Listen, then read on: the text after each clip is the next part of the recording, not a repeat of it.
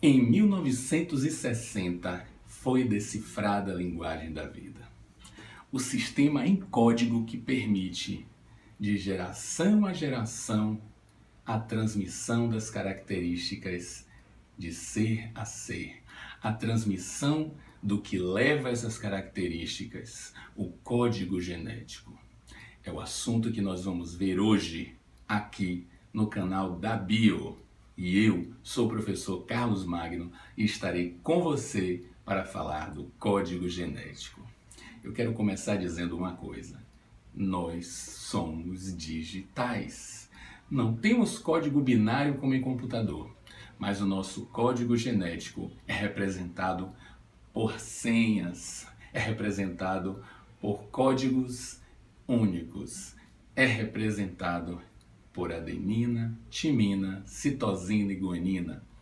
Esses 4 símbolos. Simbologia, claro, porque não vai ter dentro do seu material genético letrinha dançando, viu? Não vá por aí não, viu, papá? Eu até tento começar sério, mas não é minha praia, não. Então não tem letrinha dançando, isso é símbolo.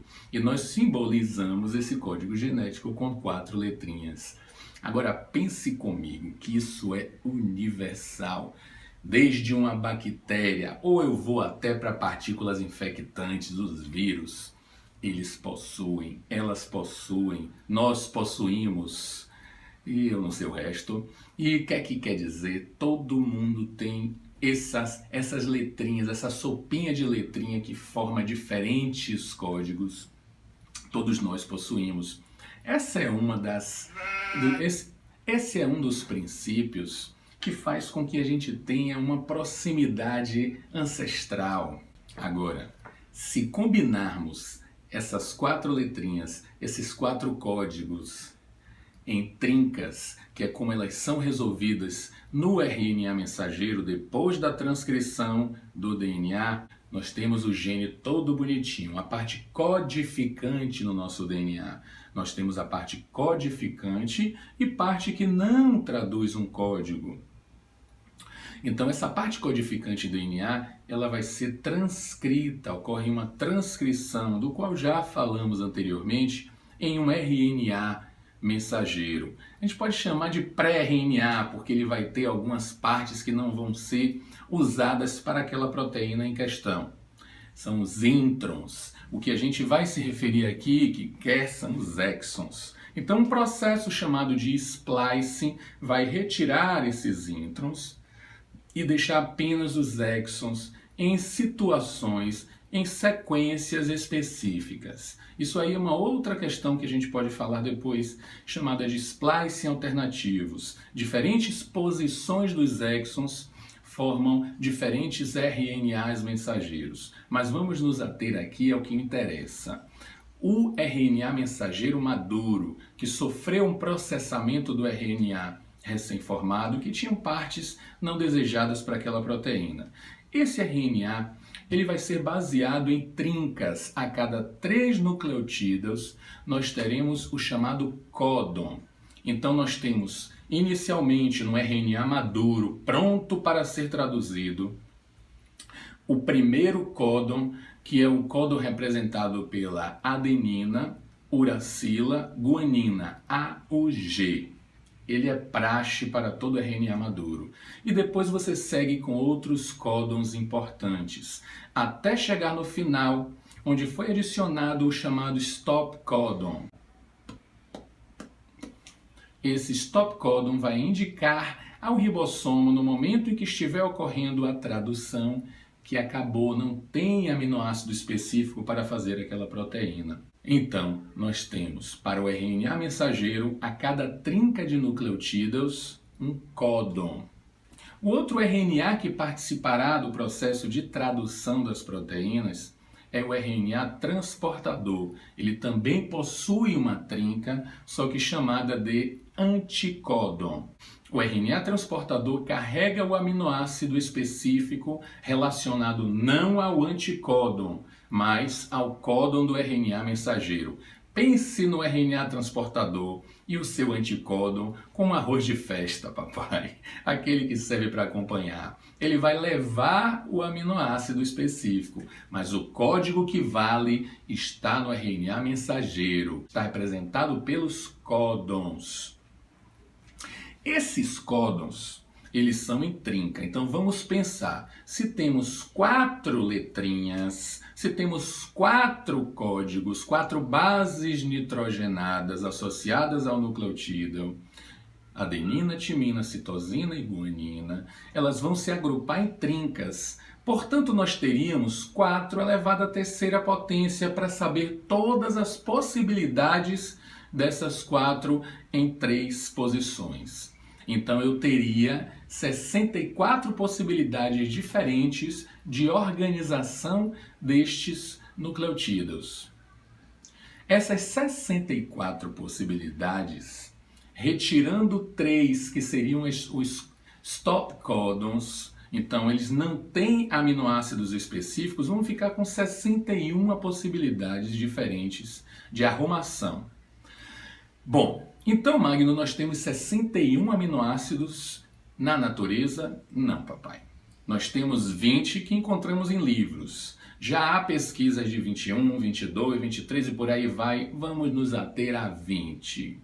Então, se você tem 61 códons diferentes para 20 aminoácidos, isso quer dizer que vai haver uma redundância, vai haver uma repetição, vai haver o que chamamos de código degenerado. Então, o código genético, quando dizemos que é degenerado, quer dizer que temos mais códigos, temos mais códons para aminoácidos específicos. Então, vamos ter para o mesmo aminoácido 1, 2, 3, até 6 códons diferentes, repetitivos só para ele.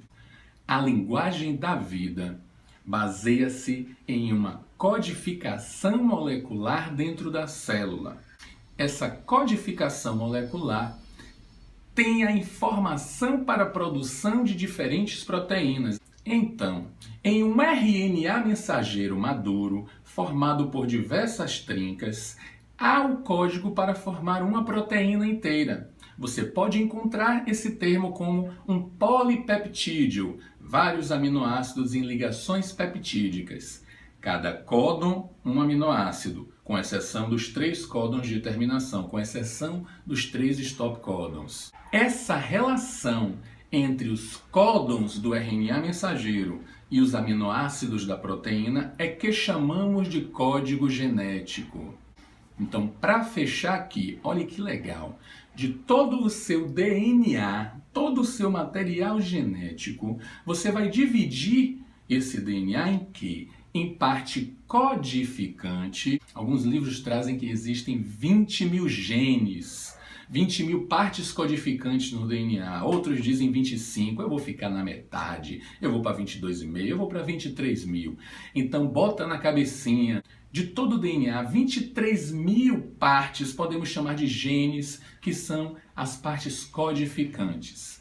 Por muito tempo se acreditou que a parte não codificante do DNA seria o chamado junk DNA, DNA lixo, que não tem função nenhuma. Até já vimos no Enem questão assim. Só que hoje sabemos que essa parte não codificante tem função importante. Esqueça essa coisa de falar de DNA lixo. Essa região não codificante dá, primeiro, estabilidade para o DNA. E segundo, pode influenciar o gene a se expressar ou não. Então esqueça junk DNA.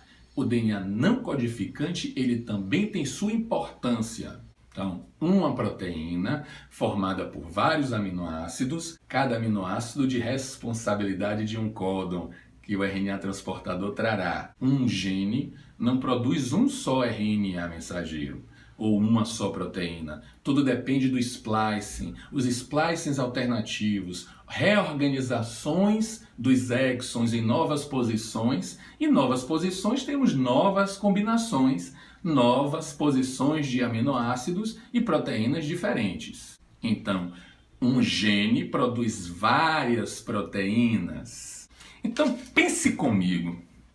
Se nós temos 23 mil genes, não seriam só 23 mil proteínas no nosso corpo. Temos bem mais proteínas. Então pense, 23 mil genes para cerca de 120 mil proteínas diferentes, atuando em nosso corpo como enzima, como hormônio, parte estrutural, músculo, cabelo, unha. Galerinha, essa aula foi só introdutória, já já a gente está começando com a tradução toda e eu queria mandar um beijo e um queijo para todos vocês. Só mais um aviso, olhe que coisinha bonita.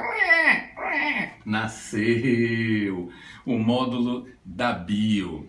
Eu chamo de Biologia Definitiva. Aqui você encontra questões dos maiores vestibulares do país. Mais de 1.100 questões, todas bonitinhas, registradas e comentadas. Todas com o gabarito comentado. É um projeto e sonho meu, dentro em breve, aqui no canal, eu fazer uma playlist só resolvendo cada grupo de questão desse módulo. E quem sabe, depois de muito tempo, a gente não resolve aqui tudo isso. Eu vou dizer a você, se você resolve tudo isso aqui facilmente, não tem vestibular neste planeta, cosmos, sistema solar, quiçá universo que você não resolva. Biologia definitiva é sua.